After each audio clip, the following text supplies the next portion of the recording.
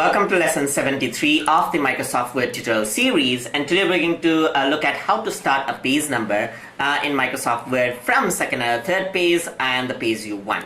So right now in Microsoft Word, if you're making a document, something like that, then you might want to start your page number from fourth or fifth page after the table of contents. So let's say, for example, I want to start it from the fourth page. So this is my first page right here.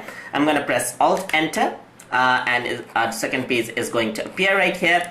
I'm going to zoom out and press Alt Enter again. This is 4 page, 5 and 6 page, 7, 8 and 9 page right here.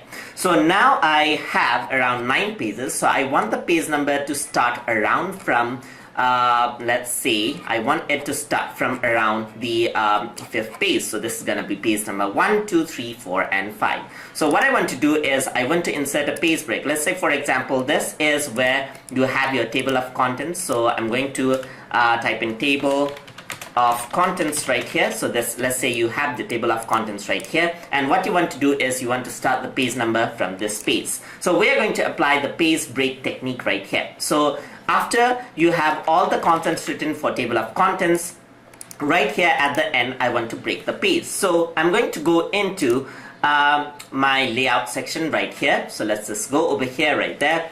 Let's just click on layout right there. Let's just click it out, and over here you can see that there's breaks. So what you can simply do is click on break and make sure that you are on the previous page while you do the page break. So go over here right after where you want to break the page, and then go to break right here and then click on next page.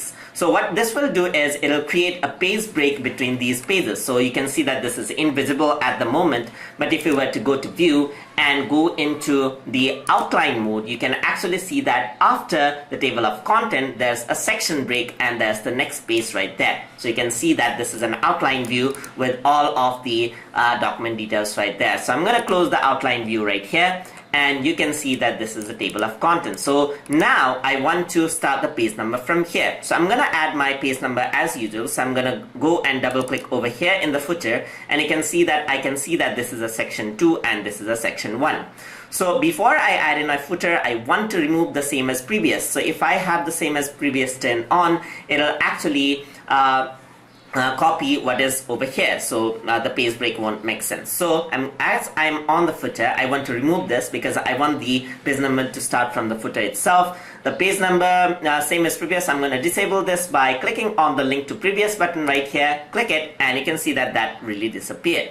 So after that, these are considered as separate sections, and now it's safe to insert a page number. So for the page number, I'm going to go to page number right here. You can insert it in the current position as you want, or from different sections. So I'm gonna choose current position right here, and I'm gonna choose this one as my page number style. So you can see that now I have the page number. But wait, this still says it is page number 5. That is because we haven't formatted the page number yet. So for that, I'm gonna go to page number section again, and over here you see this format page number. Go there, and the page number formatting will continue. So over here, continue from previous section is actually turned on. So I want to click on start at, and I'm gonna say 1 and press OK, and there you can see page number 1 has started. So you can see that now if I were to zoom out, this is where the page number 1, 2, 3 and are there. So you can see that there's page number 1, 2 over there, and there's 3, 4 and 5 respectively, and while at the top in the table of contents section there's no page number. However, if you want the page number to be there, usually in the cover page you do not want the page number, so you may want to create another section break. But anyways, over here in this section I'm going to add in a page number anyway. So I'm going to go over here and I'm going to add in a page number at the bottom at the current position again. So I'm going to say this is going to be the page number, and I want to change the style of the page number. So I'm going to go into format page number right here, and you can see that this is the number format. So simply click on this, and I want to have the romanized letter right there, and I'm going to say start at I and press OK. So once I do that, you can see that the I section, the page number has been enabled right there. So now you can also have a different first page. So what it'll do is it'll hide that out, so you can see that the page number only starts from this page.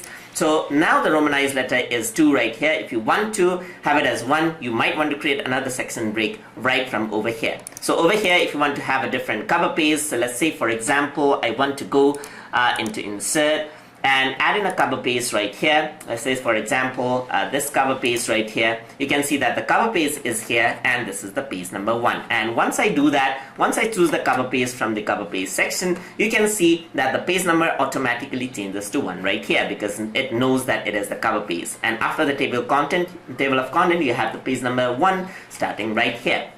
So that is how you can start different page numbers from other than the first pages. Hope you guys learned something as always. And as always, please like, comment, share, and subscribe.